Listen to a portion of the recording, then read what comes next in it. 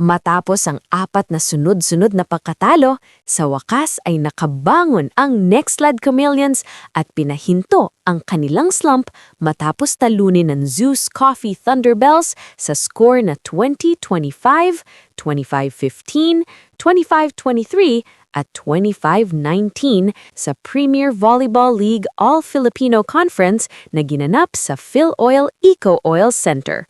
Pero kahit nakuha nila ang panalo, malinaw ba rin na ang Nextled ay isang koponan na naghahanap pa ng kanilang dating porma, ang pormang dahilan kung bakit sila tinuring na isa sa mga early favorites sa conference na ito.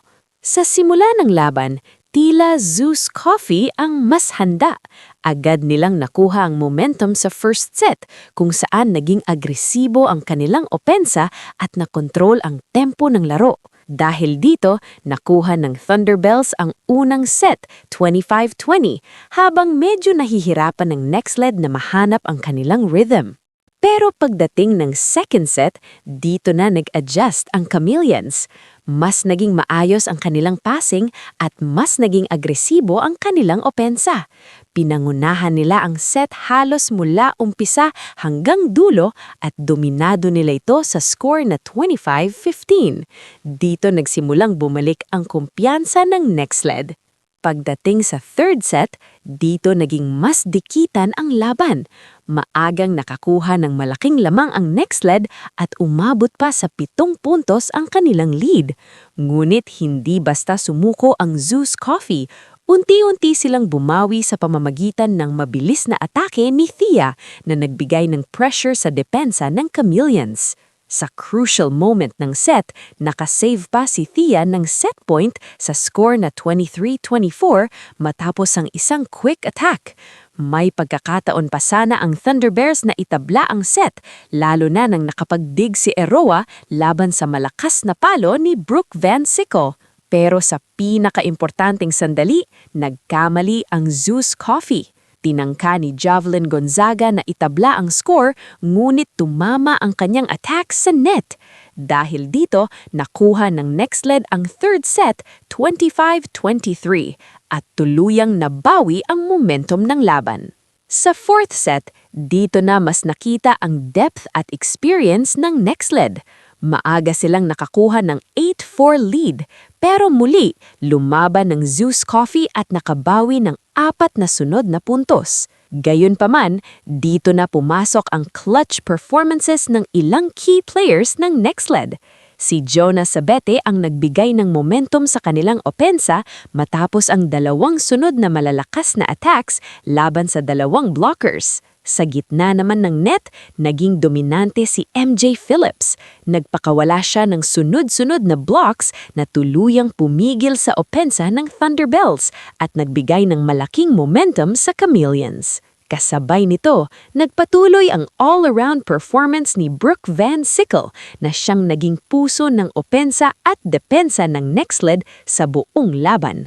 Sa huling bahagi ng set, si Kiara Permentilla ang naging susi sa pagsasara ng laban.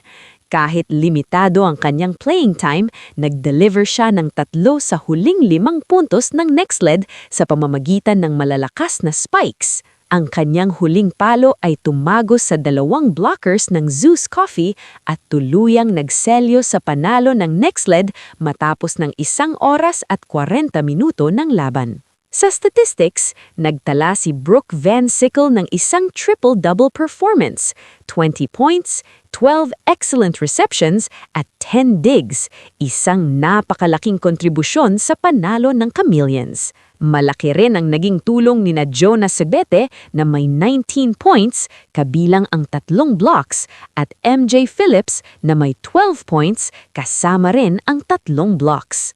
Sa panig naman ng Zeus Coffee, nanguna si Thea na may 16 points, habang nagdagdag sina Cez Robles ng 13 points, Javelin Gonzaga ng 11 points, at Risa Nogales na may 8 points. Kung titingnan ng team statistics, halos tabla ang laban.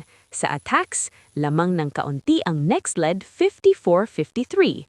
Sa blocks naman ay 11-10 pabor ng Chameleons. Sa service aces, 6-2 ang lamang ng Nextled.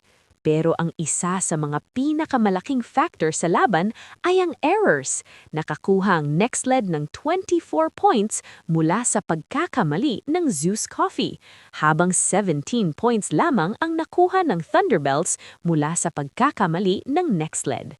Ibig sabihin, sa mga crucial na sandali, mas naging disiplinado ang Nextled. Dahil sa panalong ito, umangat sa 4-4 record ang Nextled na nagpapanatili sa kanila sa laban para sa top 4 race sa conference na ito. Gayunpaman, hindi pa tapos ang kanilang hamon. Sa kanilang huling elimination match, haharapin nila ang isa sa mga pinakamalalakas na koponan sa liga, ang PLDT High Speed Hitters. Samantala, bumagsak naman sa 1-8 record ang Zeus Coffee matapos ang kanilang ikalimang sunod na pagkatalo. Ngunit mathematically alive pa rin sila sa laban para sa semifinals sa pamamagitan ng play-in stage kung saan maglalaban ng teams mula rank 5 to 10 para sa huling dalawang spots sa Final Four.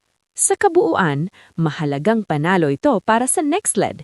Hindi pa man ito ang kanilang pinakamahusay na performance, malinaw na ito ay isang hakbang pabalik sa tamang direksyon. Ngunit kung nais nilang maging tunay na contender sa conference na ito, kailangan pa nilang maibalik ang consistency at cohesion na ipinakita nila sa simula ng tournament. Ang tanong ngayon, ito na ba ang simula ng pagbabalik ng Nextled Chameleons o samantalang paghinga lamang matapos ang kanilang slump? Malalaman natin yan sa kanilang susunod na laban. Ito na, oo. Sabihan niyo sila, i-follow ako, please. Follow niyo si Ate Puding. Pare ko, yan ang masasabi mo? Follow niyo po siya para may pambayad na siya sa akin. Oo. Hindi kasi tayo nag-aabot, pare ko, eh. Ang cute! Ang cute! Nanay mo! Anong ginagawa ng nanay mo? Magbunting na rin na Vlogger? Oh, follow niyo lang ito, ha? Tiara, yung ano naman, yung hindi labag sa loob mo. Hindi nga. Oh, okay. Hi everyone! Oh, follow nyo daw siya, si Buding! Ayan, Ara My Loves ko yan! Ako talaga yung jowa ni Ate Ara My Loves.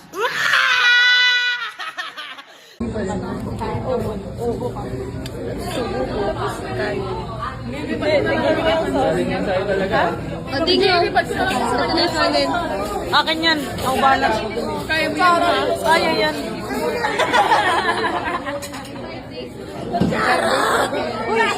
Ano ba to? Ano ba to? Kutsara! Uy! Ano special dito? Reto na kayo. Ito pa. Oh, job. Job.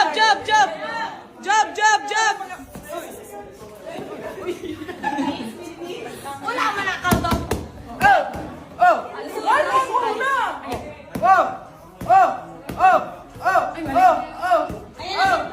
Buti ko tanan no, hangap! I-reveal ko to kapag nasa farm ka na. Ano hinahanap mo? Ano ba hinahanap niya?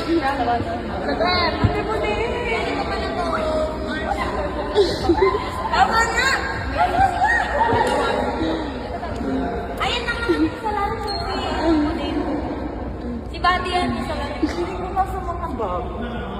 Ito nasa taas ng rings. Wala nga, hindi ako lang tinignan. May coach to ka. Ha? Feeling ko nasa bag ni Coach Tok. Eh?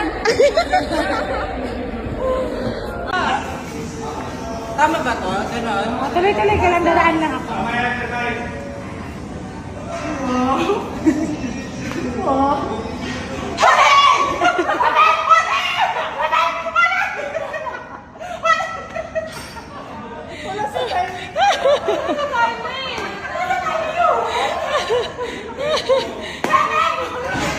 Nawala, excited yan. Pili ko. Hindi, tubig. Tubig, wala eh. Ano yan? Protein. Ha?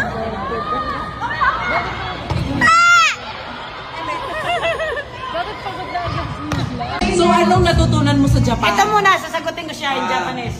Gets, karage. Tira, hanta ka ron. Ano yun?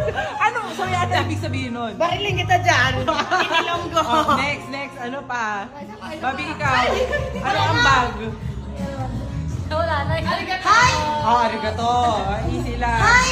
Ano yung hi? Hi!